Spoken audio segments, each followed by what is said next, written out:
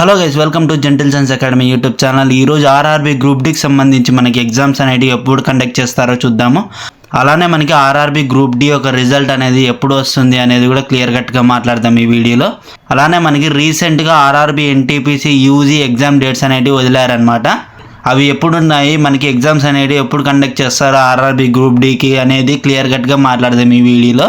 కాబట్టి ఈ వీడియోని మాత్రం ఎండ్ వరకు స్కిప్ చేయకోకుండా చూడండి.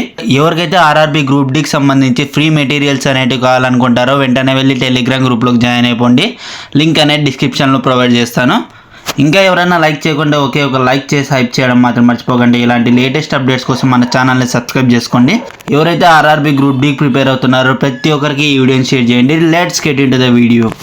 ఎన్టీపీసీకి సంబంధించి అండర్ గ్రాడ్యుయేట్కి సంబంధించింది అనమాట. ఇది మనకి ఎగ్జామ్ డేట్స్ అనేటివి చెక్ చేసినట్టయితే మనకి May 7, 8, 9 అనేటివి ఉన్నాయన్నమాట. అలానే మే తర్వాత మనకి June 13, 14, 16 నుంచి 21 వరకు కండక్ట్ చేస్తున్నారనమాట. ఎన్టీపీసీ అండర్ గ్రాడ్యుయేట్ లెవెల్ యొక్క ఎగ్జామ్స్ అనేటివి వాళ్ళకి 10 days before exam city information date అనేది వచ్చేస్తుంది అనమాట. ఎగ్జామ్ డేట్ అనేది డైరెక్ట్గా ఈమెయిల్ అలానే మెసేజ్ కూడా సెండ్ చేస్తారు వాళ్ళు. అడ్మిట్ కార్డ్ అనేది ఎగ్జామ్ డేట్కి 4 days బిఫోర్ రిలీజ్ చేస్తారనమాట. మనం ఇప్పుడు చెక్ చేసినట్టయితే ఆర్ఆర్బీ గ్రూప్ డీకి సంబంధించి మనకి ఎగ్జామ్స్ అనేటివి జూన్ ఎండింగ్లో కానీ లేదంటే మనకి జూలైలో కండక్ట్ అవ్వడానికి చాలా ఛాన్సెస్ అనేటివి ఉన్నాయన్నమాట. అలానే మనకి రిజల్ట్ యొక్క అప్డేట్ చెక్ చేసినట్టయితే మనకి రీసెంట్గా హైదరాబాద్ నుంచి ఒక కేసు అనేది నమోదు చేశారనమాట. 13/3/2026 ఫైల్ చేశారనమాట. హానరబుల్ జడ్జెస్ వచ్చేసరికి మనకి నగేష్ భీమపాక అనమాట. Ministry of central government category కింద పిటిషన్ అనేది వేశారనమాట. పిటిషనర్ వచ్చేసరికి మనకి పవనమూర్తి అనమాట. అసలు ఎందుకు వేశారని చెక్ చేసినట్టయితే మనకి డీజీటీ అంటే ఎవరైతే ట్రైనింగ్ ఇచ్చింటారో వాళ్ళకి మెయిన్గా ఇంక్లూడ్ చేశారనమాట. కానీ వాళ్ళు ఏం రెస్పాండ్ అయ్యారనేది కూడా మాట్లాడదాం ఇప్పుడు.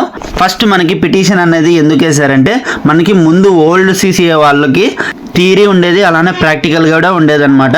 దానివల్ల ఓల్డ్ సీసీఏ క్యాండిడేట్స్కి మార్క్స్ అనేవి తక్కువగా వచ్చేది. ఒక నోటీస్ అనేది రిలీజ్ చేశారనమాట 25th January 2022.